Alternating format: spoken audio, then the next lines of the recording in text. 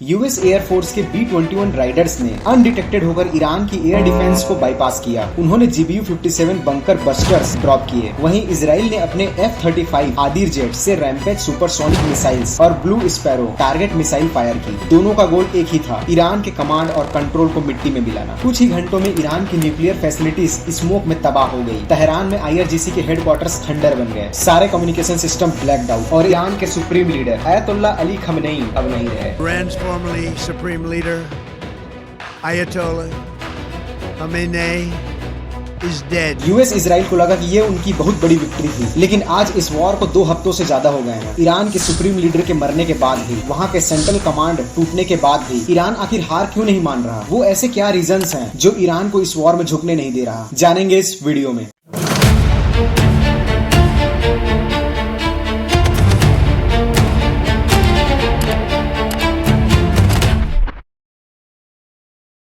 दुनिया की हर army top down चलती है, मतलब एक कमांडर एक हेडक्वार्टर, और अगर हेडक्वार्टर खत्म तो आर्मी खत्म। लेकिन ईरान में ऐसा नहीं है। वहाँ एक अलग ही सिस्टम है जिसका नाम है मोज़ैक डिफेंस। सिंपल भाषा में बताऊं तो ईरान ने अपने पूरे देश को 31 ऑटोनोमस मिलिट्री जोन में बांट दिया है। मतलब वहाँ कोई एक मेन मिलिट्री सेंटर नहीं है, वहाँ 31 छोटे छोटे ऑटोनोमस मिलिट्री जोन्स बने हैं। 28 फरवरी को जब यूएस मिसाइल्स ने तेहरान, जो कि ईरान का कैपिटल है, वहाँ अटैक किया और उसे मिट्टी में मिला दिया, तो उन्हें लगा कि जंग खत्म हो गई है। लेकिन असल में तो जंग शुरू हुई थी, क्योंकि ईरान में हर स्टेट का अपना इंडिपेंडेंट जनरल है, जिसे तेहरान से कोई ऑर्डर की जरूरत नहीं है। अगर पूरा तेहरान तबाह भी हो जाए तब भी ये 31 जनरल्स अपने इलाके में जंग जारी रख सकते हैं। यूएस इंटेलिजेंस के मुताबिक हर जोन के पास 6 महीने का फ्यूल, फूड और वेपन स्टॉक है। मतलब ये कह सकते हैं कि यूएसए को एक ईरान से नहीं बल्कि 31 छोटे छोटे मिनी ईरान से लड़ना पड़ रहा है। और इन 31 यूनिट्स को जोड़ा है बसीज मिलिटिया ने। ये 5 से 10 मिलियन वॉलंटियर्स हैं जो लोकल गलियां और पहाड़ों के कोने कोने को जानते हैं। जब यूएस स्पेशल फोर्सेस ग्राउंड पर आती है तो उन्हें यूनिफॉर्म सोल्जर्स नहीं बल्कि सिविलियन फाइटर्स मिलते हैं जो हर मोड़ पर उन पर नजर रखते हैं। इससे यूएस का हाईटेक एडवांटेज 0 हो जाता है। ईरान ने अपनी कम्युनिकेशंस को जैम प्रूफ बनाया है। वो सिर्फ सैटेलाइट पर डिपेंड नहीं करते, उन्होंने जमीन के नीचे हजारों किलोमीटर का फाइबर ऑप्टिक नेटवर्क बिछाया है। मार्च 2026 के स्ट्राइक्स में यूएस ने ईरान का इंटरनेट और सैटेलाइट डाउन किया, लेकिन ये 31 मोज़ैक यूनिट अब भी एक दूसरे से इंक्रिप्टेड लैंडलाइंस के जरिए कनेक्टेड हैं। तो इनका ये मोज़ैक स्ट्रेटेजी इन्हें बहुत ज्यादा हेल्प करती है, क्योंकि अगर ये किसी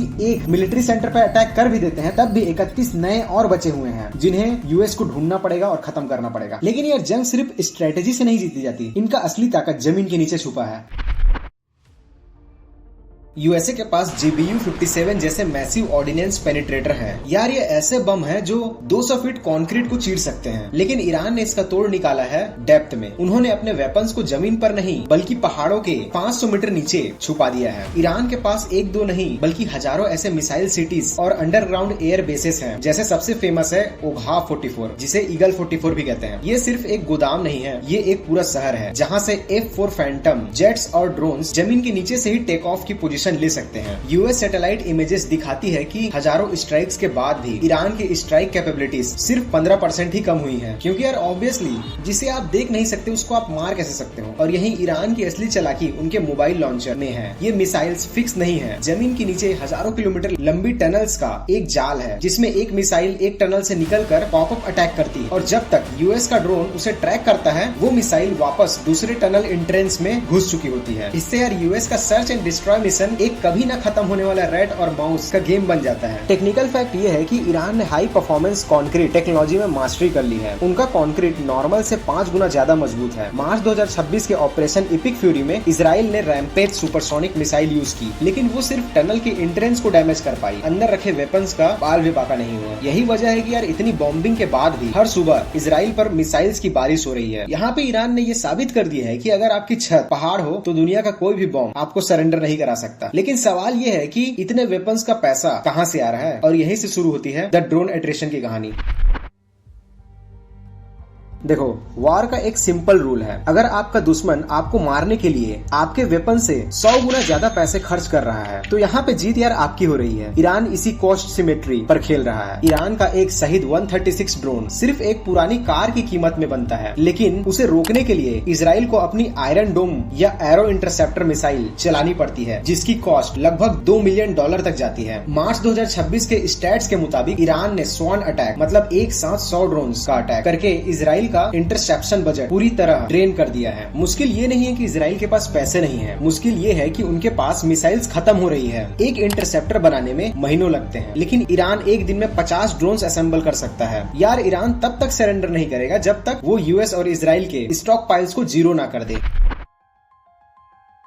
वॉर सिर्फ बॉर्डर पर नहीं, वॉलेट पर भी लड़ी जाती है। ईरान के पास एक ऐसा बटन है जिसे दबाते ही वॉशिंगटन से लेकर न्यू दिल्ली तक की इकोनॉमी क्रैश हो सकती है। ये है स्ट्रेट ऑफ हर्मुज, दुनिया की सबसे नाजुक नस। फैक्ट्स पर आते हैं। दुनिया का 20% क्रूड ऑयल और 25% लिक्विफाइड नेचुरल गैस इसी 39 किलोमीटर चौड़े रास्ते से गुजरता है। ईरान ने यहाँ अपनी एंटीशिप मिसाइल बैटरीज जैसे खलीज फार्स पहाड़ों में डिप्लॉय कर रखी है। 10 मार्च 2026 को एक बड़ा इंसिडेंट हुआ। ईरान ने एक वार्निंग स्ट्राइक में यूएई से आ रहे एक मेगा टैंकर के पास नसीर क्रूज मिसाइल फायर। सिर्फ इस एक न्यूज से ग्लोबल ऑयल प्राइस $120 पर बैरल के पार निकल गए। और टेक्निकल डाटा ये है कि ईरान ने यहाँ स्मार्ट सी माइन बिछा रखे हैं। ये नॉर्मल माइंस नहीं है, ये मैग्नेटिक और एकॉस्टिक सेंसर पर काम करते हैं। अगर यूएस नेवी का कोई बड़ा डिस्ट्रॉयर यहाँ से गुजरने की कोशिश करता है तो ये माइंस खुद ब खुद उसकी तरफ अट्रैक्ट होते हैं। यहाँ यूएस नेवी के 5th फ्लीट ने एडमिट किया है कि इन माइंस को खत्म करने में उन्हें कई महीने लग सकते हैं और तब तक तो दुनिया में पेट्रोल की कीमत $400 पर लीटर से भी पार हो सकती है। यार 12 मार्च 2026 के दिन ईरान ने अपनी अबाविल 5 नवल ड्रोन्स का यूज करके एक यूएस कार्गो शिप को हैरेस किया। ईरान का मैसेज साफ है, अगर हम तेल नहीं बेचेंगे तो दुनिया में कोई भी तेल नहीं बेचेगा। ये एक ऐसा सुसाइड मूव है जिसे यूएस अफोर्ड नहीं कर सकता, इसलिए वो ईरान पर फुल स्केल इन्वेजन से डर रहा है और अपने नेटो के एलाइज से हेल्प मांग रहा है। यार ईरान की 5वीं ताकत उनकी बाउंड्री के अंदर नहीं, उनके बाहर है। इसे कहते हैं द एक्सिस ऑफ रेजिस्टेंस। मतलब जैसे इजराइल ईरान पर बॉम्ब गिराता है तो बदले में ईरान नहीं बल्कि उनके प्रॉक्सीज इजराइल को 3 अलग अलग फ्रंट्स पर उलझा देते हैं। जैसे लेबनान से हिजबुल्लाह ने 2026 में इजराइल के हैफा शहर पर 150 फतेह 110 मिसाइल फायर की है। डाटा ये कहता है कि हिजबुल्लाह के पास 1.5 लाख से भी ज्यादा मिसाइल्स का स्टॉक है। और जब तक इजराइल का आयरन डोम नॉर्थ में उलझा है, ईरान को सांस लेने का वक्त मिल जाता है। इजराइल अपनी पूरी एयरफोर्स ईरान नहीं भेज सकता क्योंकि यार उसे अपने घर की बॉर्डर भी बचानी है। यमन के हौथीस ने रेड सी को एक नो गो जोन बना दिया है। 8 मार्च 2026 को हौथीस ने एक हाइपरसोनिक पैलेस्टीन 2 मिसाइल लॉन्च की जो इजराइल के एलर्ट पोर्ट तक पहुंच गई। इससे इजराइल की सप्लाई चेन पूरी तरह से कट चुकी है। यूएस को अपने एयरक्राफ्ट कैरियर जैसे अब्राहम लिंकन को ईरान से हटाकर रेड सी में लगाना पड़ा है ताकि ट्रेड बचा सके। यहाँ फैक्ट ये है कि ईरान ने इजराइल के चारों तरफ एक रिंग ऑफ फायर बना दी है। इराक के Islamic resistance groups US bases पर ड्रोन्स अटैक कर रहे हैं। सीरिया से मिलिटिया रॉकेट्स फायर कर रही हैं और यमन से हौथीस शिप्स डुबा रहे हैं। यहाँ यूएस भी इनसे बहुत परेशान हो चुका है क्योंकि वो एक जगह आग बुझाते हैं तो दूसरी जगह आग लग जाती है। तो यार जब आप पूछते हैं कि ईरान सरेंडर क्यों नहीं कर रहा, तो जवाब इन 5 पिलर्स में है। पहला जो मैंने आपको बताया मोज़ेक डिफेंस, वो उन्हें टूटने नहीं देता। दूसरा अंडरग्राउंड सिटीज उन्हें मरने नहीं देती। वहीं ड्रोन्स दुश्मन को बैंकरप्ट कर रहे हैं। हर्मुज इकोनॉमी को हॉस्टेज बनाए हुए हैं और प्रॉक्सीज ने इजराइल को चारों तरफ से उलझा रखा है। तो क्या 2026 का ये स्टॉर्म ईरान को मिट्टी में मिला देगा या ये सुपर पावर्स के एंड ऑफ डोमिनेंस का शुरुआत है? आपका क्या मानना है नीचे कमेंट में बताना। मैं मिलता हूँ फिर किसी नए वीडियो में।